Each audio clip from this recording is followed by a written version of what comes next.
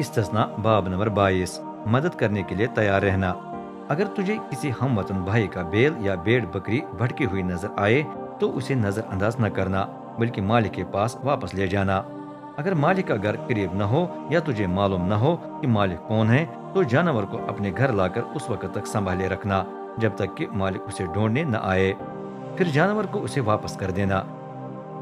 یہی کچھ اگر تیرے ہم وطن بھائی کا گدھا بھٹکا ہوا نظر آئے یا اس کا گمشدہ لباس یا کوئی اور چیز کہیں نظر آئے اسے نظر انداز نہ کرنا۔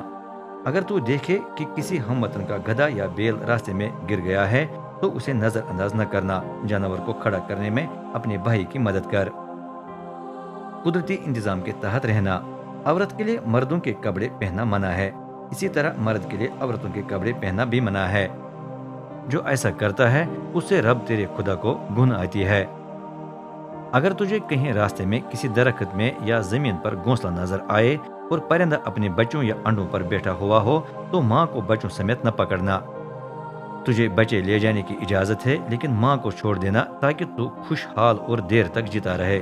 نیا مکان تعمیر کرتے وقت چھت پر چاروں طرف دیوار بنانا، ورنہ تو اس شخص کی موت کا ذمہ دار ٹھہرے گا جو تیری چھت پر سے گر جائے۔ اپنے انگور کے باغ میں 2 قسم کے بیج نہ بونا، ورنہ سب کچھ مقدس کے لیے مخصوص و مقدس ہوگا، نہ صرف وہ فصل جو تم نے انگور کے علاوہ لگائی بلکہ انگور بھی۔ بیل اور گدھے کو جوڑ کر ہل نہ چلانا، ایسے کپڑے نہ پہنا جن میں بنتے وقت اون اور کتان ملائے گئے ہیں۔ اپنی چادر کے چاروں کونوں پر جھالر لگانا۔ ازدواجی زندگی کی حفاظت۔ اگر کوئی آدمی شادی کرنے کی تھوڑی دیر بعد اپنی بیوی کو پسند نہ کرے اور پھر اس کی بدنامی کر کے کہے اس عورت سے شادی کرنے کے بعد مجھے پتہ چلا کہ وہ کماری نہیں ہے، تو جواب میں بیوی کے والدین شہر کے دروازے پر جمع ہونے والے بزرگوں کے پاس ثبوت لے آئے کہ بیٹی شادی سے پہلے کماری تھی۔ بیوی کا باپ بزرگوں سے کہے میں نے اپنی بیٹی کی شادی اس آدمی سے کی ہے لیکن یہ اس سے نفرت کرتا ہے، اب اس نے اس کی بدنامی کر کے کہا ہے مجھے پتہ چلا کہ تمہاری بیٹی کماری نہیں ہے لیکن یہاں ثبوت ہے کہ میری بیٹی کماری تھی، پھر والدین شہر کے بزرگوں کو مذکورہ کپڑا دکھائیں۔ تب بزرگ اس آدمی کو پکڑ کر سزا دیں کیونکہ اس نے ایک اسرائیلی کماری کی بدنامی کی ہے۔ اس کے علاوہ اسے جرمانے کے طور پر بیوی کے باپ کو چاندی کے 100 سکے دینے پڑیں گے۔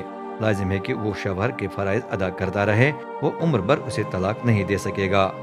لیکن اگر آدمی کی بات درست نکلے اور ثابت نہ ہو سکے کہ بیوی شادی سے پہلے کماری تھی تو اسے باپ کے گھر لایا جائے، وہاں شہر کے آدمی اسے سنسار کر دیں کیونکہ اپنے باپ کے گھر میں رہتے ہوئے بدکاری کرنے سے اس نے اسرائیل میں ایک احمقانہ اور بے دین حرکت کی ہے، یوں تو اپنے درمیان سے برائی مٹا دے گا۔ اگر کوئی آدمی کسی کی بیوی کے ساتھ زنا کرے اور وہ پکڑے جائیں تو دونوں کو سزائے موت دینی ہے، یوں تو اسرائیل سے برائی مٹا دے گا۔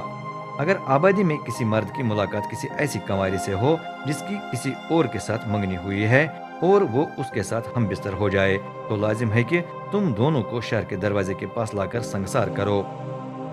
وجہ یہ ہے کہ لڑکی نے مدد کے لیے نہ پکارا اگرچہ اس جگہ لوگ آباد تھے۔